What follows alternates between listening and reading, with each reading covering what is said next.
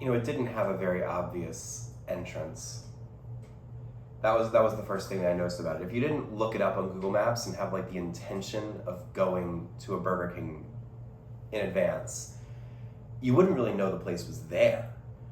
It had two accessible entrances, one stuffed in between a Sunglass Hut and the like definitive Macy's location in Herald Square.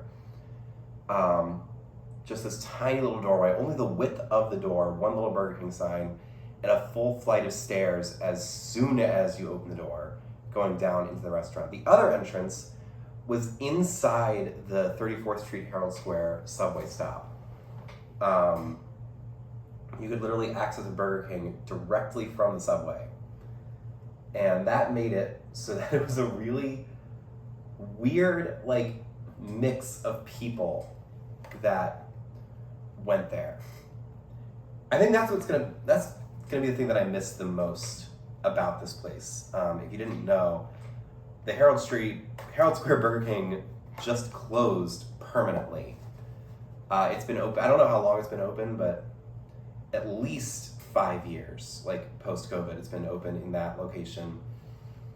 And I have a lot of like memories in that place. It's kind of weird that I do. I mean, it's a fast food restaurant, but like, when you work two different jobs in the same like 4-block area of New York, you end up frequenting the same places over and over again. And that Burger King, because of its low prices and its decent food, I guess. I mean, decent's the best, kind of the nicest word you can give to just Burger King as a concept. I kept going back because, I kept getting good rewards points and nobody else could effectively match their prices. And, right at the end, they brought in cinnamon rolls. And obviously, these are from a different Burger King location. I just felt it was apt for the video. But I mean, when you went down those stairs, you would be met usually with a crowd of like 15 to 20 people, all just sort of scattered around like the customer area.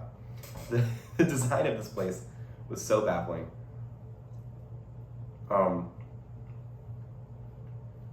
what would happen is, so many of the people were there picking up mobile orders. So you would show up and just sort of like wait by the counter for your thing, but then there wasn't really a clearly marked entrance for in-person orders. So whenever the tourists would come down, they would always like just look around in confusion, like why are all these people standing there if they haven't gotten their orders? And then they would find their way into the line. Sometimes they would ask us where the line was. So I would tell a lot of people that would kind of be the standard conversation that would happen in this Burger King. But then that really gets into the main point, is just like the huge diversity in people I saw in this place. You would see business executives going there on their lunch break. You would see, random immigration paralegals or like student administrative assistants, which are the two different jobs that I had when I was close to that Burger King.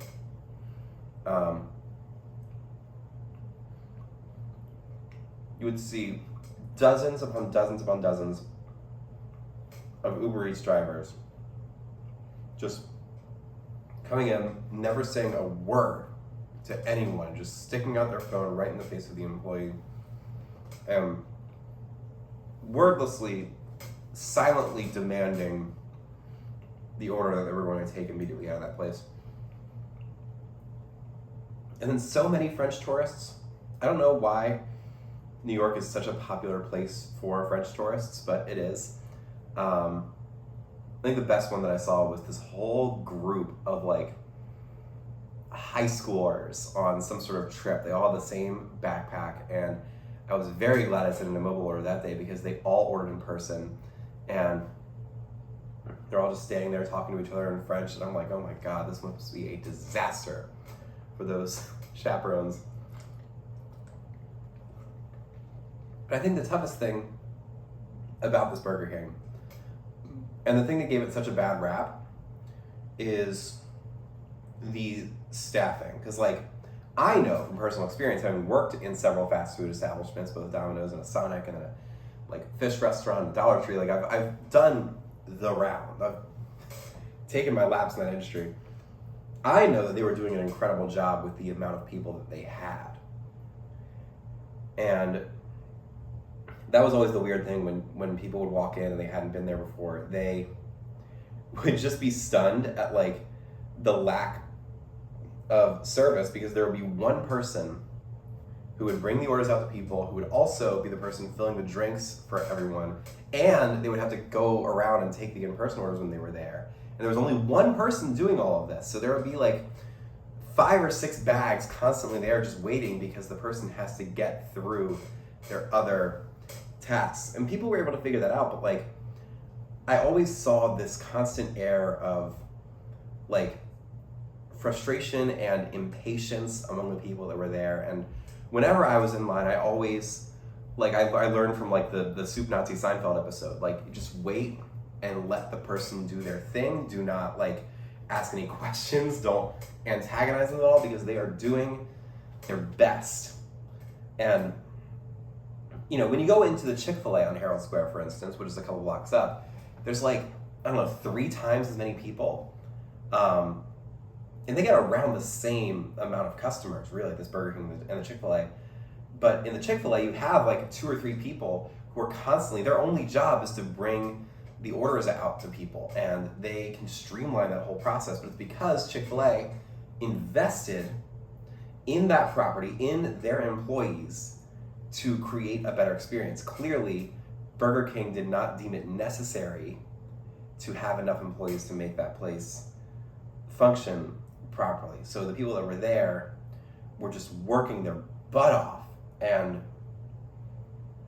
they all did such a good job. In the 4 years, well, really 2.5 years, because I spent a year and a half in Baltimore, but in the years that I have spent intermittently going to this Burger King, it's usually been the same people. And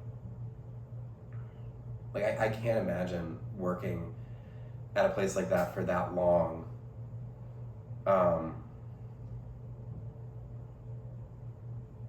just working in that kind of an environment, in a place where everyone who's walking in there doesn't like you. They're already in a Burger King, so they're not going to be that happy in general.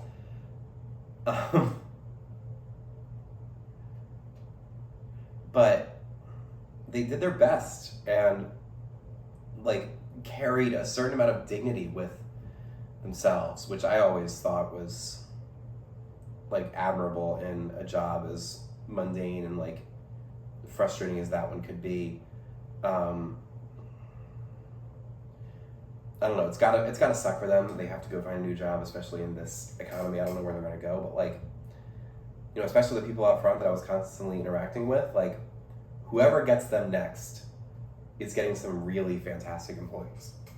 Because to do that at the understaffed level that they were, and just clock in every day and put in the crazy amount of effort, do all the corporate catchphrases when the corporate people told them to say "you rule" at the end of every order, as some perverted knockoff of the Chick-fil-A My Pleasure tradition, to actually go along with that and deal with just the incessant amount of corporate BS they must have been dealing with was just so admirable. And I hope their next job they're appreciated better than the way they were at that Burger King. I don't know. Seeing that place go down, it was such an interesting collection of humanity between the employees and the customers, and just the way that corporate America kind of manufactures our interactions with other people. No, there's not many other places in New York like it. And I'm gonna miss it. I'm also gonna miss being able to use my rewards points, but who cares? I'm really gonna miss just that experience. It wasn't pleasant, but it was New York, more than a lot of other New York experiences are now. Yeah.